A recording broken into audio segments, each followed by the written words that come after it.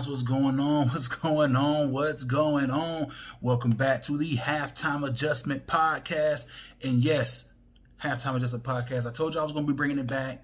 I figured I don't have my son today. I was at my mom's house. I was doing a lot of business deals and trying to get things done. Kind of hard to get those things done when you got a little man on your hip because wifey's working during this time period. So we got some things we want to talk about today. One of them, the very first subject I want to talk about is more so on a personal level. I just figured I could finally get this out since I hit personal goals. I figured you guys should know why the halftime adjustment even exists. Now, for those of you all who knew what channel I was on before, I was on a channel called Blur Brothers. You can't even look it up no more. It's no longer on YouTube. I started that up with a friend of mine whose name I'm not going to drop. Started it up with him, and we were originally part of another. I couldn't find him on YouTube. I'm not sure if she dropped the channel or not, but it was called That Awesome Group. We started off there, branched off, did our own thing, and then I guess I kind of owe you guys the story. So we were about 6 months in, and we were hovering around 300, 400 some odd subscribers, which around that time period it came front. It's pretty impressive for that time period, especially given the niche market we were doing. We were doing like reaction videos for television shows, movies, video games, and giving our critiques, breakdowns, and some top fives, like top five DC characters, Marvel characters, and stuff. I can't really remember which ones we actually did. Now it's been so long, but that's what we did. Those were the videos that we shot. So we're 6 months in, and I have a career change. I'm leaving from one company, going to a new one, and I had to go through some training. So that took me away for about 2 weeks, but I was here during the weekend. So I was like, hey, I'm here.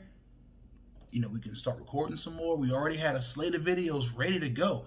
I mean, I had my stuff scripted ready. I was pretty sure his stuff was ready, and he was like, nah, he has some stuff. He has some personal things going on that I'm not going to drop because, like I said, I'm not that kind of guy. So I was like, hey, take your time, do what you got to do. I'm still getting accustomed to this new job anyway.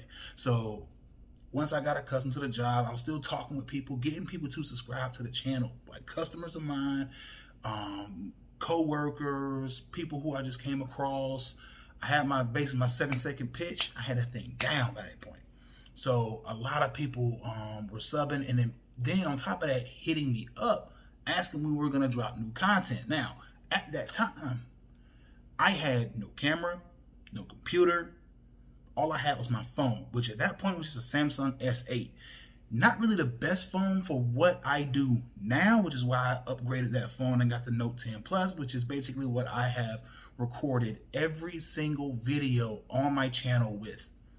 Now, since that happened, I hit him up. It was like a 6-month period where I kept saying, hey, bro, I'm getting hit up. When are we going to link? When are we going to get this done? Because I got people hitting us up. I went on podcasts for other people we knew, hitting them up like, yo, bro, I got this invite. I know it's people we know, but still, they got an audience that we haven't tapped into. Let's holler at the people. Let them know that, yo, we got another avenue that y'all can go down here with us. And not to mention, locally, we were low-key on the social media tip leading the Blur community in our area in a sort because of how much we would post and stuff like that. And granted, he did a lot of that posting, a lot of that editing. So once we hit that 6-month period, I started asking like, yo, man, what more do you need me to do? Because I'm really great at getting our word out, booking us on stuff, sharing it, getting my fraternity brothers to share it, my family to share our stuff. Like, it was going through several different circles. So by that point, I was, we were starting to hit a really good stride, getting a lot of views on our videos, getting a lot of time watched. Our sub count was constantly going up. Even if it was like in small increments, like 2 or 3 a day, it was still going up. So I was like, dude, we can do this. I was thinking we were on the cusp. So we started meeting with each other, trying to think about, LLCs and getting us marketed and licensed. So I was putting money to the side for this. Now, in that career change I told y'all about, I took a serious pay cut, but it was for peace of mind. So the reason for that move was, hey, I got more free time, a little less money, but I got more free time. I can kick it with y'all. We can record more. We can set up for different types of shoots. Like I was opening up, and not to mention I was starting to come into just a little bit of money because I had a really good month in sales. I was working in sales, had a really good month in sales. So at that point, I was like, yo, I got a little bit of money. I bought myself a camera, got a laptop, upgraded my phone, all in that same time period. I was like, yo, we can really do this now. So 6 months go by. Like I said, 6 months. Now, the one event that I think was the turning point for the relationship between us and the channel was this convention called BlerdCon. For those of y'all who've never been, I say go. I mean, it's ran by a guy. I met him a few times. Since I'm telling the story off the top, I can't remember his name or anything like that right now. But the convention itself was amazing. The connections I was making in there, the people I met, the things that I was working on, but it seemed like we kept missing each other. Me and my co-hosts kept missing each other. So 6 months go by and we have nothing new on YouTube at all. Nothing new. Our last video, just to let y'all know, it was the Pokemon Masters reaction video for the Pokemon Masters video game out. That's what that was for. That was our last video recorded. And I remember because I actually downloaded the app and started playing it, and I actually kind of liked it. I put it down, of course, after some time, but I liked it for what it was worth. It was a good time consumer. So January comes along, and our birthdays are extremely close. So we used to celebrate together. At least 2 out of the last 3 years before this happened, we celebrated together. So I hit him up and said, hey, bro, and this is before Corona, okay? Before Corona. So I was like, yo, bro, what you doing what you want to do for the birthdays? You know, it's coming up on us. Know what you want to do for them? Because one time I went downtown, all our friends had a great time. He was like, hey, I'm going to be up in D.C. I said, all right, that's cool. I'll just, link up with my lady and a couple people and just do something a little more low key. And honestly, what happened that night was a lot better for me with this channel than anything that I would have possibly done downtown for fun. And I didn't even know that then. So our birthdays were back-to-back days. I called him on his, he called me on mine. We texted for a little bit, and I told him, hey, I'm still getting hit up by people, about, our videos, or when we're gonna post stuff, like people are missing our content. I was like, what's gonna be the deal here? He was like, well, just we'll talk about that when I get back. And I was thinking, okay, cool. I thought nothing of it. Now, he calls me. It was a Tuesday in January after our birthdays. And I remember the day, and I remember how long the conversation was. The conversation lasted 90 seconds. So I want you to keep that in mind, 90 seconds, okay? That's a minute and a half. For those of you all who don't know how to convert seconds into minutes, that's a minute and a half. So after that minute and a half goes by, the conversation goes just like this. Hey, what's up, man? Hey, what's up? You got time to talk? I'm like, yeah, sure. I'm at work right now, but we ain't busy. So I talked to the guy I'm working with. Say, yo, you think you can hold this down? I got to take this phone call. He was like, yeah, sure. So I step into the back of the office, talk to him for a little bit, and the conversation goes just like this. Hey, man, since me and my lady are doing the editing of the videos, and it's a lot of work, we just think it's time for us just to end the channel just like that. And I'm like, so in my head, I'm thinking, now keep my eye. At this point, I'm fuming because I'm like, dude, you legit. At this point, I'm thinking, you waited 6 months to tell me something you could have told me that long ago. There's no way I can hold.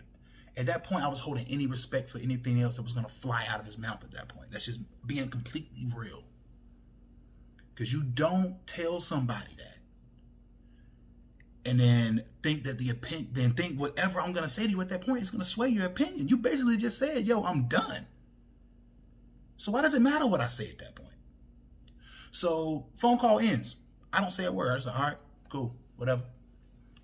I get home, I talk to my lady, and she calms me all the way back down. She's like, okay, you're free. I know you're pissed. And believe me, I was pissed. But she said, but you know what you are now? You are free. Do what you want to do, how you want to do it. So I was like, cool. January 26th was rolling around. I was like, I'll start a channel then. Lo and behold, it's the same day that Kobe Bryant dies. I'm like, bro, I did not want that to be how I came to YouTube. I literally was going to do this video first. But I was like, nah, once I started doing the Kobe video and then the All-Star Game stuff and the Super Bowl and all that, I was like, well, I'm just going to focus on the sports. That's what I wanted to do anyway. That's what I got a background in. I was a sports journalist in college. My background is in sports, period. So when I started the channel, it wasn't because someone actually commented on the video. YouTube took the comment down because I don't care to delete comments. You say whatever you want. All you're doing is helping me. So when the comment was said, oh, you're just trying to build your channel off the back of a dead man, I looked at it and I laughed. I was like, you seriously think I could run a whole channel off of Kobe Bryant alone? I can't get anything new. I would literally be talking about the past the entire time. That's not what sports is. Sports is continually moving.